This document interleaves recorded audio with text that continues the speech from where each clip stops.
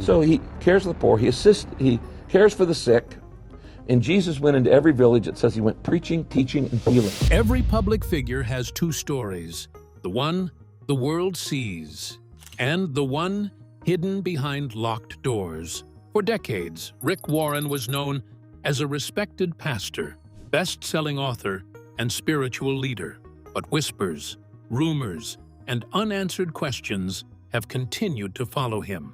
Then came claims about what investigators allegedly uncovered behind the gates of his property. What you are about to discover will reveal why investigators have questioned the transparency of one of America's largest megachurches, and why real questions remain unanswered about Rick Warren's hidden world. The mansion nobody knows. When you drive through Trabuco Canyon in Orange County, you might pass it without noticing anything unusual. This is the home Rick Warren purchased in December 1992 for $360,000. For a man who would eventually become one of the most influential religious figures in modern America, whose book would sell 50 million copies worldwide, this home represents something he has deliberately chosen to keep ordinary. Yet the ordinariness of this mansion has become the foundation of a massive narrative. And that narrative is starting to crack under the weight of questions the world is finally asking. When The Purpose-Driven Life exploded onto the market in 2002, it transcended the church entirely. It became a cultural phenomenon. Warren told anyone who would listen that he did not believe in accumulating wealth, that he practiced reverse tithing by giving away 90% of his income and living on 10%. He repositioned himself as a spiritual leader unlike any other, someone who had transcended the material world. The humble house in Trabuco Canyon became the physical evidence of this commitment. But what if the real story is far more complicated than the narrative he has been selling? According to careful examination of public records and court documents, there are inconsistencies that unravel the carefully constructed image. The house, purchased for $360,000 in 1992, has never been upgraded significantly. Warren has maintained that this is intentional, that he refuses to indulge in material wealth even as his influence and financial resources grew exponentially. Behind these walls, critical decisions about Saddleback Church, a congregation that grew to over 30,000 weekly attendees across 19 separate locations, were made. The decisions made here would ultimately affect the lives of millions of people. Yet, transparency about those decisions remains limited. There is a reason that questions about what is hidden inside this mansion have circulated across the internet. Whether or not those specific rumors about financial impropriety are accurate, the pattern of behavior surrounding Warren's financial dealings has created an environment where questions are not only justified, they are essential. The reverse tithing mythology. Rick Warren has spent the past 20 years telling the world that he does not want their money, that he does not believe in accumulating personal wealth. This narrative has been repeated so often that it has become accepted as truth, even when evidence does not support it. Yet when you examine the claims with scrutiny, you discover the reverse tithing story is far more mythology than reality. Warren claims he takes 1/10 of his income and lives on that, giving the other 90% away to charitable causes. Warren has made enormous amounts of money from The Purpose-Driven Life. Estimates suggest his total wealth is somewhere in the range of $20 to $30 million. If Warren was genuinely living on 10% of his income over the past 2 decades, then the question becomes where exactly the other 90% has actually gone. Has it truly been given to charitable causes? Has it been accumulated in retirement accounts? Has it been placed into foundations that Warren maintains control over? The transparency that would answer these questions has never been provided. What we do know is that Warren has given money away to various causes, particularly to the Global Fund to fight AIDS and tuberculosis. These are genuinely charitable acts. Yet the amount given away does not appear to match the 90% claim when you do the math. based on his estimated income. The reverse tithing narrative has allowed Warren to maintain an image of spiritual asceticism while also accumulating significant wealth. It has protected him from the kind of scrutiny that would normally be applied to someone of his wealth and power. If you believe a person is living on 10% of their income, you are less likely to question how they are using their power, less likely to demand transparency about their financial dealings. The mythology becomes a shield against accountability, and that shield has been remarkably effective. The tragedy of Matthew Warren. On April 5th of 2013, Rick Warren's youngest son, Matthew, age 27, died of a self-inflicted gunshot wound at his home in Mission Viejo. Matthew had struggled with mental illness and depression for most of his life, and despite the best efforts of his family and medical professionals, he ultimately lost his battle with these invisible conditions. This was not a failure of faith or a failure of parental love. This was a genuine tragedy, the kind that has touched millions of families across this country and around the world. When Matthew died, Rick and his wife Kay made the decision to speak publicly about it. They appeared on television and talked openly about their grief, about their son's struggle with mental illness, and about the reality that no amount of prayer could prevent the tragedy that had unfolded. This willingness to be vulnerable was genuinely courageous. It was also genuine moving, and it resonated with millions of people who had experienced similar losses in their own families. In that moment, Rick Warren was not a megachurch pastor or a famous author. He was simply a father who had lost a son, and his willingness to share that pain publicly helped break the stigma around mental illness in evangelical Christianity. Yet what happened in the aftermath is revealing about Warren's approach to his own narrative and his own image management. In the months and years following the tragedy, Warren began incorporating Matthew's death into his public messaging. He started using his son's death as evidence of his own spiritual growth, his own understanding of loss, and his own connection to human suffering. He wrote about it, he spoke about it, and he gradually transformed a personal tragedy into a teaching moment that reflected back onto his own spiritual authority. This is not necessarily wrong or inappropriate, but it does reveal a pattern in how Warren manages difficult information. He takes tragedy, he processes it through his own spiritual framework, and he positions it in a way that ultimately reinforces his authority and his credibility. The pain becomes a platform. What is most revealing, however, is a question that was not adequately asked at the time and has not been adequately investigated since. How did Matthew Warren obtain the weapon he used to end his life? According to law enforcement records, the gun was purchased online and its serial number had been deliberately scratched off. Both of these facts are significant and troubling. The purchase of a firearm online without a background check violates California law. The deliberate defacing of a serial number is a federal offense. Yet there is no evidence that anyone in Matthew's family, despite their obvious awareness of his documented mental health struggles, took steps to secure his access to weapons or to alert law enforcement about these troubling purchases. This is not meant to blame Rick Warren for his son's death. Mental health struggles and tragic loss are complex experiences that defy easy explanation or blame. But it does reveal something important about the reality of privilege and power. When you have money, when you have influence, when you have connections to law enforcement and political leaders, certain aspects of tragedy are handled differently than they would be for ordinary families. Questions that would be aggressively asked of one family might be delicately avoided when another family has power. The government's financial showdown. Before Rick Warren became known for the purpose-driven life, he was engaged in a serious legal battle with the federal government.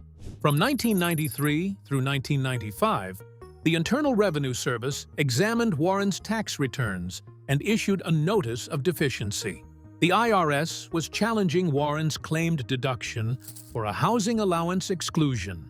The housing allowance provision in the Internal Revenue Code allows ministers and clergy to exclude compensation designated as a housing allowance, limited to the fair market rental value of the home.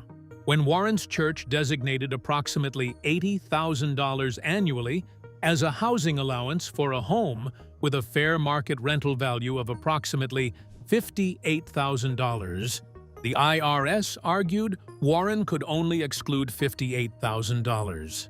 This reveals how Saddleback Church was looking for ways to provide Warren with additional compensation without reporting it as such.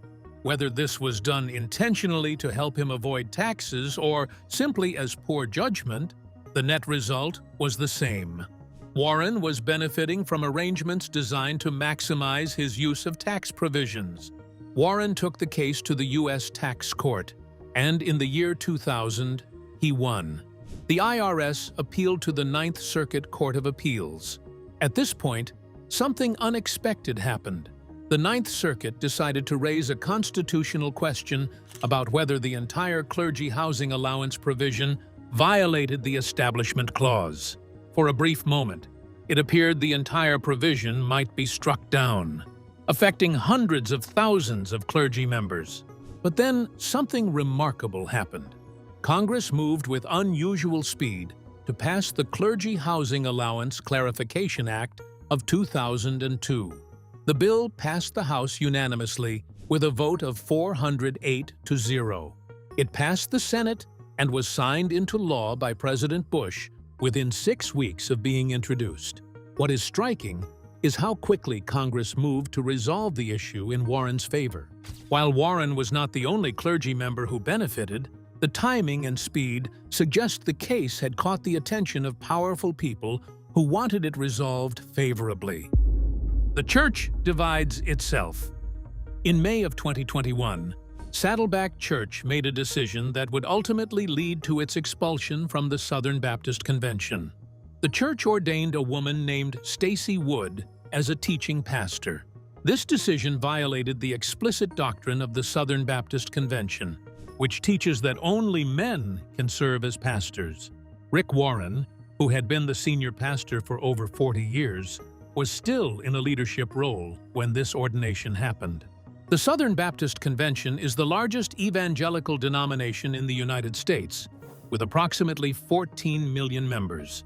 For a major church like Saddleback to ordain a woman pastor was a direct challenge to the convention's authority.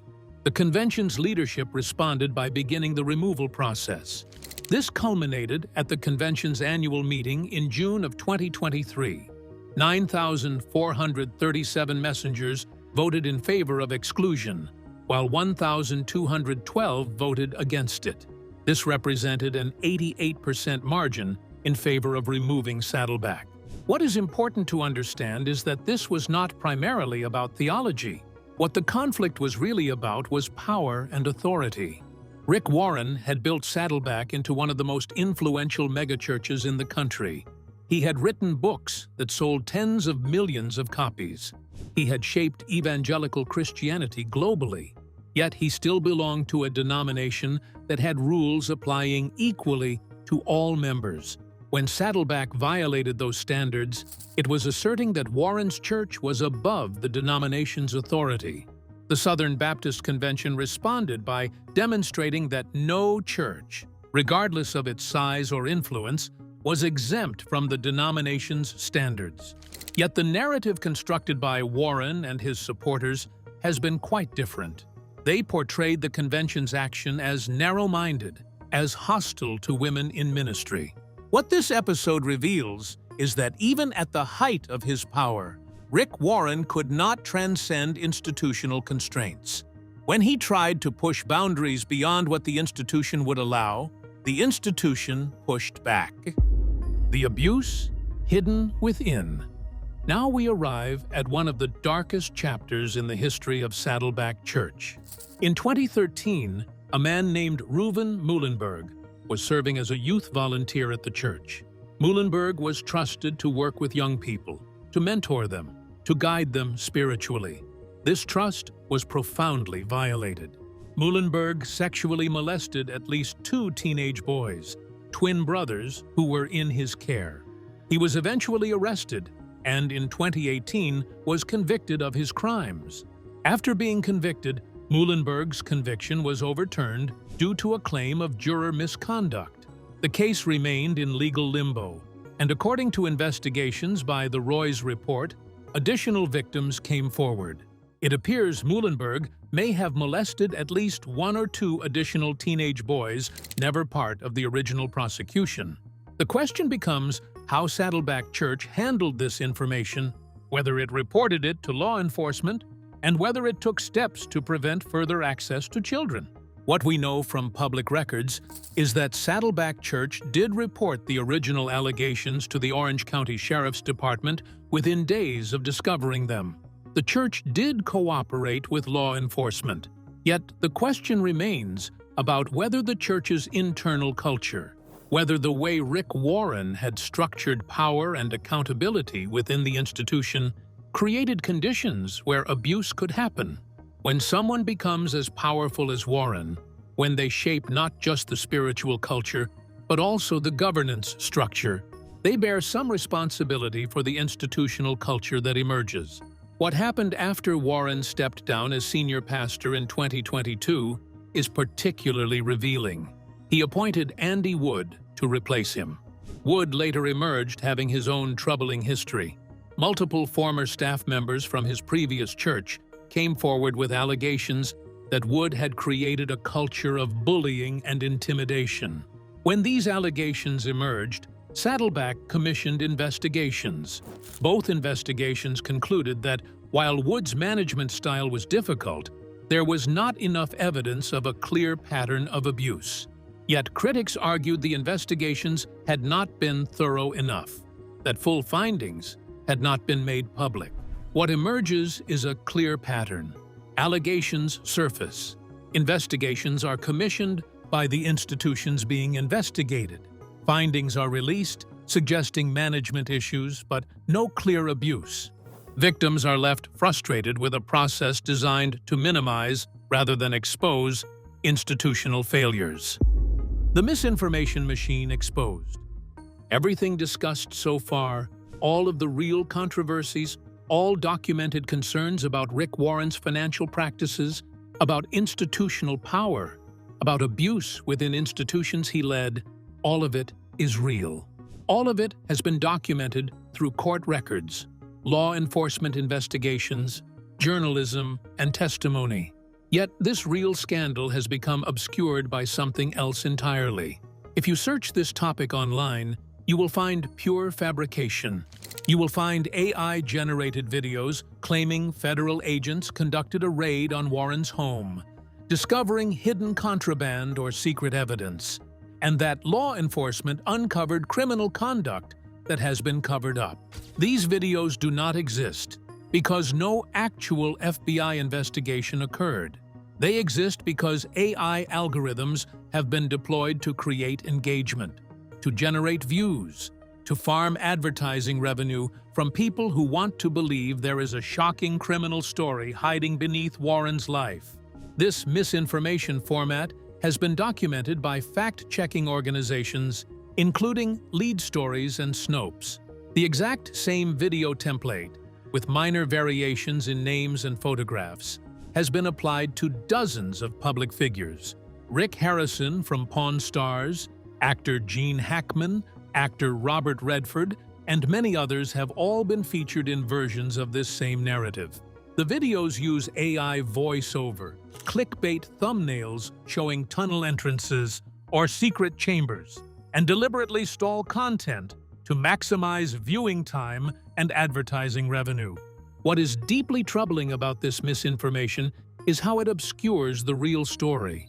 The genuine scandals affecting Rick Warren and Saddleback Church, the real questions about financial transparency, the documented abuse, the questionable institutional practices. These real issues are significantly more interesting than any fabricated FBI raid. Yet, because the internet has been flooded with false allegations, real allegations become harder to take seriously. Genuine whistleblowers become confused with conspiracy theorists.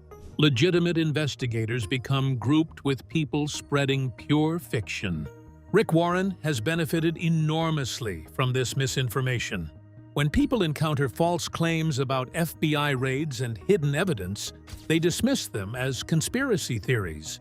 In doing so, they often dismiss legitimate questions about transparency, about financial accountability, about institutional abuse, as if all criticism of Warren must be equally unfounded. The misinformation machine has inadvertently become a shield protecting him from the real criticism he actually deserves.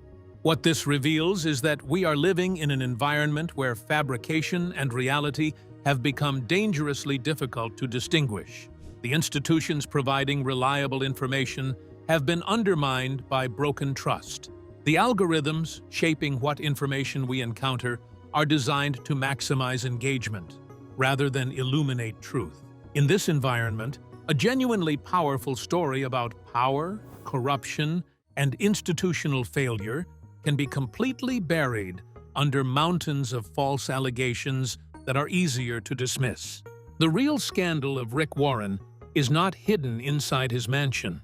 It is visible in court documents and legal records. It is present in the testimony of abuse victims and accounts of former staff members who experienced institutional bullying and control. It is visible in questions never adequately answered about financial transparency and institutional accountability. The real scandal is that none of this has been adequately investigated or publicized, not because it is false, but because it is far more complicated than a simple story about an FBI raid. So what do you think about this investigation into Rick Warren's real story versus the misinformation that surrounds him? Are you surprised to learn the viral allegations are fabricated? Or does this feel like another example of how truth and fiction have become impossible to separate online?